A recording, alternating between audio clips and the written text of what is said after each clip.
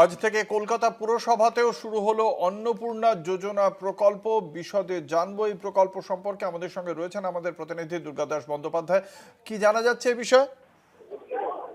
দেখো, পূর্ব ঘোষণা করেই ছিল রাজ্যের বর্তমান সরকার, এবং সেই মতোই মুখ্যমন্ত্রী শুভেন্দু অধিকারীর বলা যেতে নেতৃত্বে, এবং তিনি এই ভিডিও কনফারেন্সের মাধ্যমে একযোগে সারা রাজ্যের পাশাপাশি শহর কলকাতার মানুষকেও যাতে এই অন্নপূর্ণা যোজনা প্রকল্পের সুবিধা পাইয়ে দেওয়া যায়, সেই লক্ষ্যেই কিন্তু আজকে এই একযোগে এই অন্নপূর্ণা প্রকল্পের শুভ সূচনা করলেন।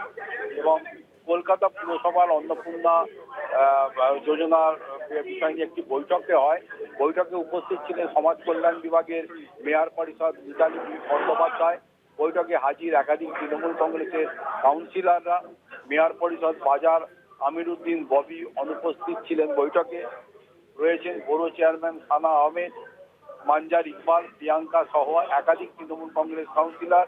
ভিডিও কনফারেন্সের বৈঠকে উপস্থিত রয়েছেন তৃণমূলের কাউন্সিলররা বিভিন্ন পুর থেকে।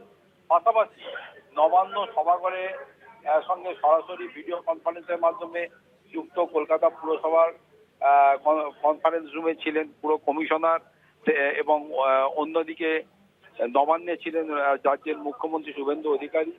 এবং পাশাপাশি জিপিটি মাধ্যমে 24 লক্ষ মহিলাদের অন্নপূর্ণা ভান্ডার প্রদান করার কাজ যে প্রাথমিকভাবে শুরু হলো, তারই আজকে শুভ সূচনা হলো।